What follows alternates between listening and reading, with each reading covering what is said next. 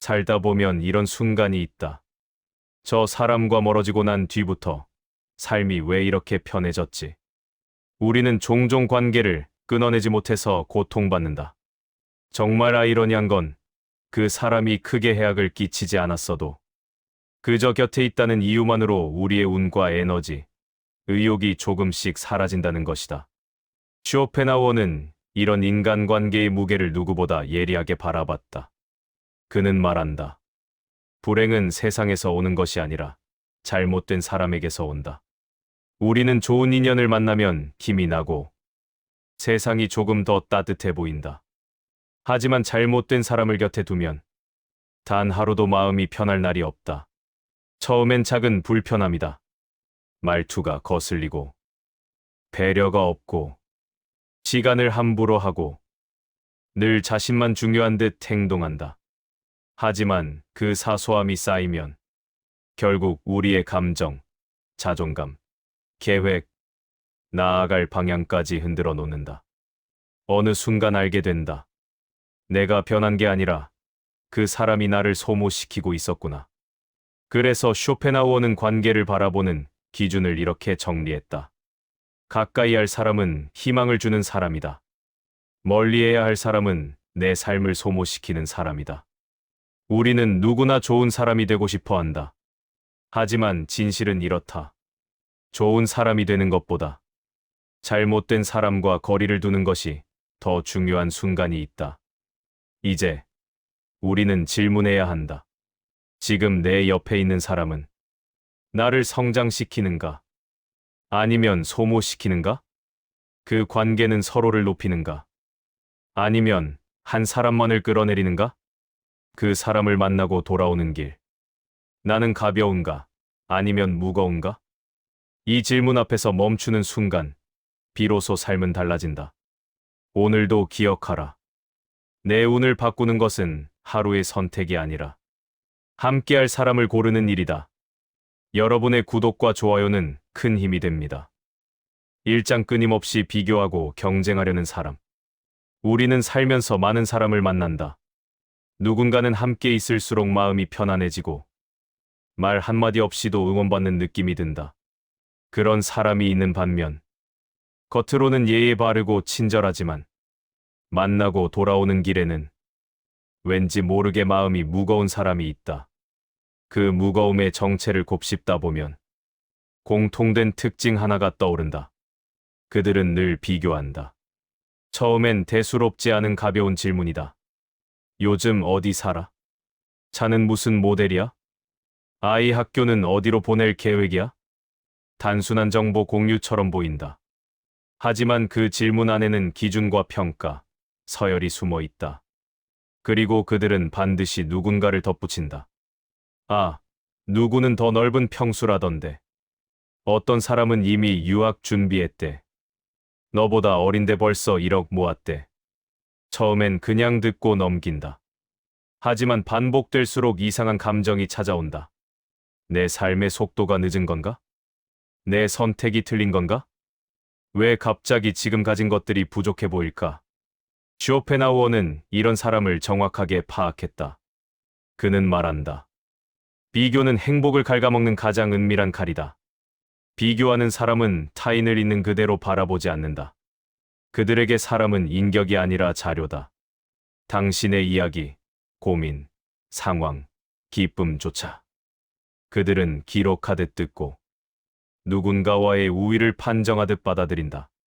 흥미로운 건 당신이 힘들다고 말할 때 그들의 눈빛은 이상하리만큼 밝아진다는 것이다. 마치 당신의 불안이 그들의 안정이 되는 것처럼. 반대로 당신이 좋은 소식이나 성취를 전하면 그들은 축하의 말과 함께 꼭 덧붙인다. 근데 너보다 더 잘한 사람도 있더라.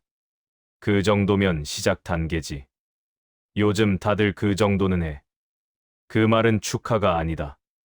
그건 당신의 성취를 축소시키고 그들의 우위를 유지하려는 전략이다.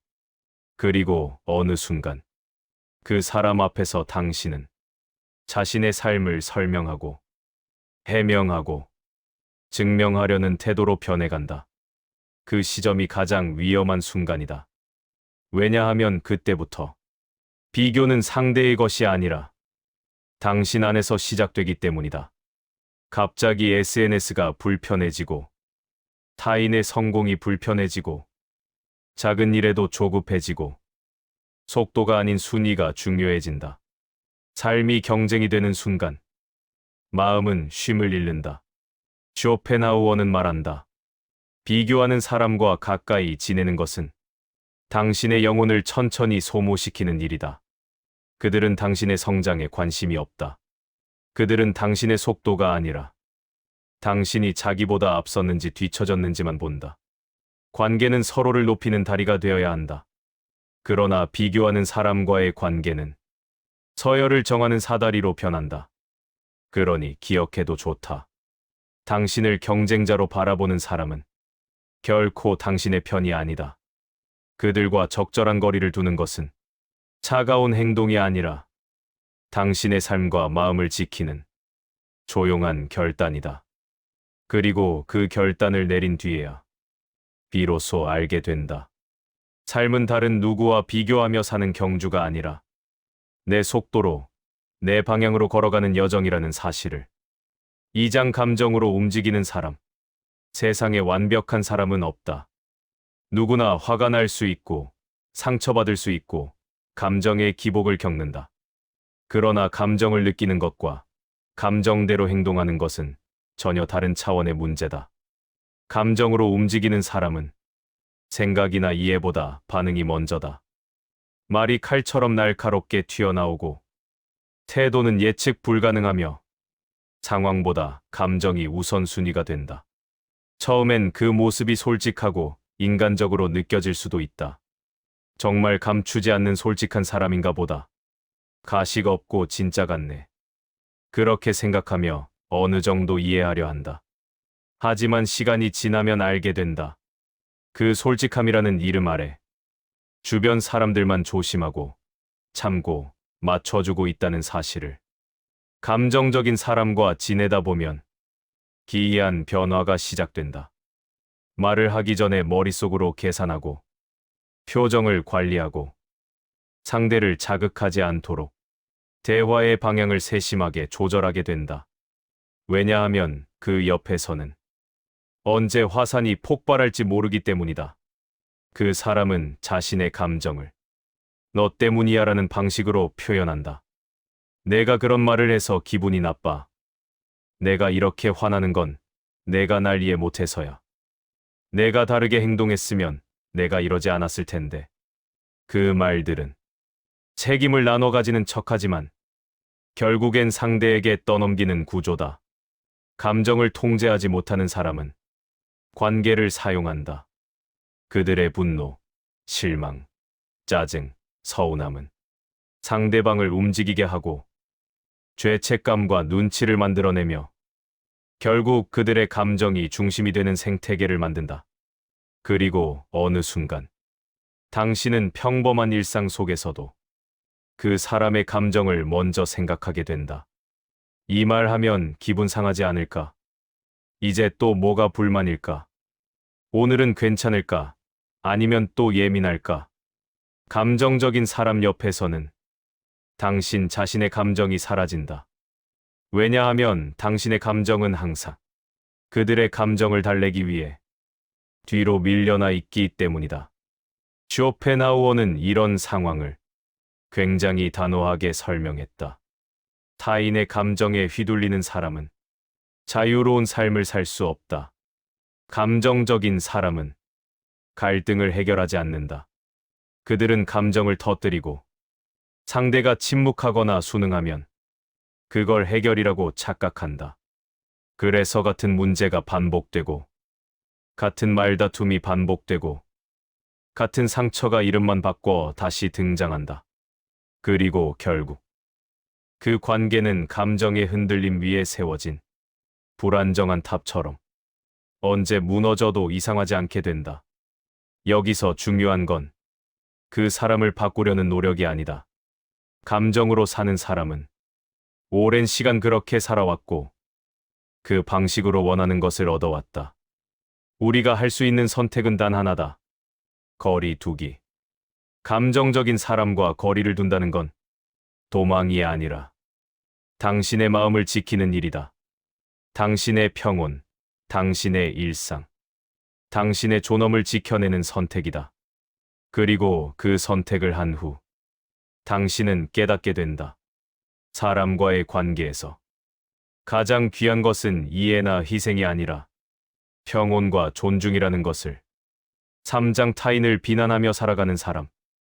누군가와 대화를 나눌 때 그 사람이 어떤 사람인지 알 수 있는 가장 빠른 방법이 있다. 그가 부재 중인 사람에 대해 말하는 방식이다. 어떤 사람은 없는 사람을 존중하며 이야기한다. 그 사람의 장점을 먼저 떠올리고 부족하더라도 배려를 담아 표현한다. 그런 말 속에는 사람에 대한 기본적인 존중이 깔려 있다. 하지만 또 어떤 사람은 그렇지 않다. 대화가 시작된 지 몇 분 되지 않았는데 남을 평가하고 잘못을 단정하고 험담을 자연스럽게 꺼낸다. 처음엔 단순한 정보 공유 같아 보인다. 하지만 듣다 보면 알게 된다. 그에게 남의 인생은 이야기가 아니라 대상이다. 쇼펜하우어는 이런 사람을 가장 경계했다. 그는 말한다. 천한 정신은 남을 비웃고 평범한 정신은 관찰하며 고귀한 정신은 자신을 성찰한다. 비난하는 사람은 공통점이 있다. 항상 판단자 시점에서 말한다. 그들에게 타인은 보정되지 않은 사진처럼 흠이 먼저 보이고 그 흠을 확대하고 분해하고 과장한다. 그리고 더 위험한 특징이 하나 있다. 그들은 자신의 비난을 사실조언 정의감으로 포장한다. 내가 괜히 이 얘기하는 거 아니야. 사람을 알아야 당하지 않지. 나는 그냥 현실적으로 말하는 거야. 모두가 알지만 아무도 말하지 않는 걸 내가 대신 말하는 것뿐이야. 하지만 그 말의 끝에는 배려도 책임도 사랑도 없다. 오직 우월감과 자기 만족만 남는다. 이런 사람과 함께 지내면 처음엔 별 감정이 없어서 듣기만 한다. 하지만 시간이 지나면 미묘한 변화가 생긴다. 남의 실수에 관대했던 자신이 조금씩 차가워지고 남의 성공을 축하하던 마음이 조금씩 질투로 흐려지고 남의 삶을 있는 그대로 받아들이던 시선이 조금씩 비판적인 잣대로 변해간다. 말은 보이지 않지만 사람을 물들인다. 비난하는 사람 옆에서는 아무리 조심해도 언젠가 당신도 그들의 입에 오르게 된다. 왜냐하면 그들에게 관계란 연결이 아니라 소재의 순환이기 때문이다. 그들은 상대가 가까울수록 더 깊이 파헤치고 더 많이 알고 싶어 하고 그 정보를 언젠가 자신의 말의 재료로 사용한다. 그들의 말은 사람을 세우지 않고 사람을 덜어내고 사람을 낡고 부족한 존재로 만든다. 그래서 쇼펜하우어는 이렇게 정리했다. 남을 욕하는 사람이 가장 두려워해야 할 대상은 그와 함께 있는 사람들이다. 왜냐하면 그 비난은 언제든 방향이 바뀔 수 있기 때문이다. 그와 가까운 사람일수록 더 많이 듣고 더 많이 보여주고 더 많이 드러낼수록 그는 언젠가 당신을 향해 그 칼날을 꺼낼 것이다. 그렇기 때문에 이런 사람과 거리를 둔다는 건 미움이 아니라 지혜다. 비난으로 사는 사람 앞에서는 인격도, 노력도, 진심도 언젠가 가벼운 이야기거리로 전락하기 마련이다. 당신은 더 이상 누군가의 말거리로 소비될 필요가 없다. 당신은 누군가의 이야기 속 하이라이트가 아니라 당신 삶의 주인공이다. 그러니 이런 질문을 던져도 좋다. 이 사람과 나누는 대화는 내 마음을 단단하게 만드는가? 아니면 남을 깎아내리며 나까지 흐려지게 만드는가? 만약 대답이 이미 선명하다면 그 관계는 멀어져야 할 때다. 사장 타인의 시간과 에너지를 공짜라고 믿는 사람. 세상에는 이상하게도 자기 시간은 금이고 남의 시간은 공기라고 믿는 사람이 있다. 그들은 약속을 지키지 않으면서도 미안해하지 않고 부탁을 하면서도 고맙다는 말을 생략한다. 왜냐하면 그들에게 남의 시간은 노력이나 자원이나 희생이 아니라 그저 사용 가능한 여유 공간이기 때문이다. 이런 사람과 지내다 보면 당연한 듯 붙는 문장이 있다. 잠깐만. 어차피 너 시간 되잖아. 내가 좀 도와주면 좋겠어. 나 대신 좀 부탁할게. 웃긴 건 그 잠깐이 언제나 그 사람에게만 잠깐이고 당신에겐 시간을 빼앗기는 시작이라는 점이다. 쇼펜하우어는 시간에 대해 단호했다. 그는 말했다. 대부분의 사람은 자신의 돈은 아껴 쓰면서 다른 이의 시간을 낭비하는 데는 거리낌이 없다. 시간을 존중하지 않는 사람은 결코 사람도 존중하지 않는다. 그들은 자신이 원하는 순간에 연락하고 원하는 방식으로 부탁하고 원하는 만큼 사용하려 든다. 그리고 참 신기하게도 항상 급하다. 지금 가능해? 오늘 안 되면 안 돼. 이걸 너 외에 누구에게 맡기겠어? 당신이 고민하는 순간 그들은 이미 당신의 시간을 확보한 듯 행동한다. 이런 사람의 말 속에는 묘한 단어 하나가 숨어 있다. 당연히. 너니까 당연히 해주는 줄 알았지. 내가 이 정도는 당연히 이해해줘야지. 너는 원래 이런 거 잘하잖아. 당연히 부탁하는 거야. 그들에게 관계는 교환이 아니라 소비다. 주고받는 개념은 없고 사용하고 소모시키는 방식만 존재한다. 도움을 부탁하면서도 감사 대신 기대한 표정을 짓는다. 도와줬음에도 불구하고 인정 대신 그 정도면 됐어. 라는 냉소가 돌아온다. 이쯤 되면 깨닫게 된다. 그 사람은 당신에게 도움을 청한 것이 아니라 서비스를 주문한 것이다. 문제는 그들의 태도가 아니다. 진짜 문제는 그 옆에 있는 동안 당신이 점점 무너진다는 것이다. 당연한 부탁을 당연히 들어주다 보면 당연히 희생하는 사람이 되고 당연히 시간을 내주다 보면 당연히 시간을 잃는 사람이 된다. 그러다 어느 순간 당신은 당신 삶의 손님처럼 살아간다. 당신의 우선순위, 계획, 휴식, 집중은 그들의 요청 뒤로 밀리고 당신이 원하는 삶은 그들의 필요에 맞춰 조정되는 부속물이 된다. 그들은 절대 이렇게 말하지 않는다. 내 시간도 소중해. 고마워. 내가 아니었으면 못했을 거야. 미안해. 내가 너무 쉽게 부탁했어. 그런 말은 존중할 줄 아는 사람만 할 수 있는 문장이다. 쇼펜하우어는 이 유형의 사람과 거리를 두라고 말하며 이렇게 덧붙인다. 우리는 시간을 잃음으로써 곧바로 삶을 잃고 있다는 것을 너무 늦게 깨닫는다. 다른 사람을 위해 시간을 내주는 건 아름다울 수 있다. 하지만 그것이 당연한 의무가 되고 일방적 소비가 되고 당신의 삶을 잠식하는 루틴이 된다면 그건 관계가 아니다. 그건 침식이다. 그러니 기억하라. 당신의 시간은 선물이 아니다. 당신의 에너지는 공짜가 아니다. 당신의 노력은 당연한 것이 아니다. 그리고 당신을 소모품처럼 취급하는 사람 앞에서 해야 할 일은 단 하나다.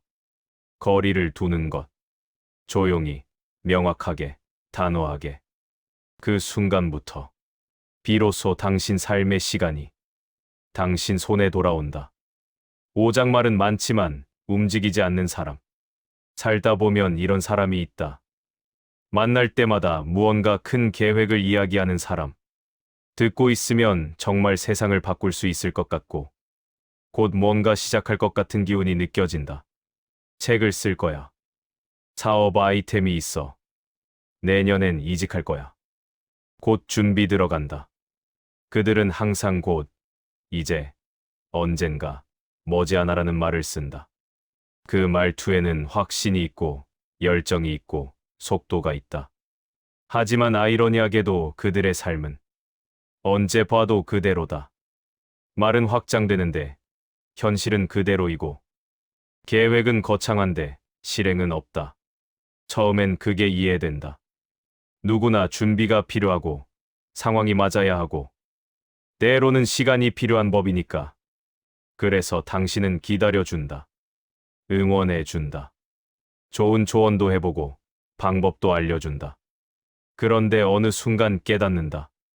그 사람은 실행할 생각이 없다는 것을. 그들은 말하는 순간 이미 만족한다. 계획을 입 밖으로 꺼내는 것만으로 자신이 한 발 앞서간 것처럼 느낀다. 그건 진전이 아니라 착각이다. 쇼펜하우어는 이런 사람에 대해 무척 냉정하게 말했다. 행동하지 않는 이상 그 어떤 의지도 의미가 없다. 행동하지 않는 사람에게는 언제나 이유가 있고 설명이 있고 핑계가 있다. 요즘 상황이 좀 안 좋아. 완벽하게 준비된 다음에 할 거야. 타이밍이 아직 아니야. 하지만 진실은 하나다. 완벽한 타이밍은 오지 않는다. 실행은 준비가 끝나서 하는 것이 아니라 실행하면서 준비가 완성되는 것이다. 문제는 여기서 끝나지 않는다. 말만 많은 사람과 오래 있다 보면 당신에게도 변화가 생긴다. 처음엔 그들의 말이 자극이 된다. 그 다음엔 그 말이 습관처럼 들린다. 그러다 나중엔 당신도 그들처럼 말만 하고 미루게 된다. 그들은 당신의 속도를 느리게 만든다. 당신이 실행하려 하면 묘하게 제동을 건다. 좀 천천히 해. 너무 성급한 거 아니야? 굳이 지금 안 해도 돼. 그 말은 조언이 아니라 자기 방어다. 당신이 움직이면 그들은 더 이상 자신의 멈춤을 숨길 수 없기 때문이다. 그래서 그들은 당신의 변화보다 자신의 정체가 유지되는 것을 원한다. 말만 많은 사람의 곁에서 가장 먼저 사라지는 것은 용기다. 그 다음엔 실행력. 마지막엔 꿈 자체가 흐려진다. 왜냐면 그 사람과 대화할수록 꿈은 현실로 가져오는 것이 아니라 입으로 꺼내놓고 잠시 흥분했다가 그냥 덮어두는 감정적 소비품처럼 변하기 때문이다. 쇼펜하우어는 이렇게 결론지었다. 움직이지 않는 자는 이미 패배한 것이다. 말이 아무리 크고 멋있어도 삶은 움직이는 사람의 것이고 결과는 시도한 사람의 것이다. 그렇기 때문에 말만 하는 사람과 거리를 둔다는 것은 사람을 버리는 것이 아니라 미루기를 버리고 정체를 버리고 내 삶의 속도를 되찾는 일이다. 그리고 질문 하나만 남는다. 나는 지금 말만 하고 있는가?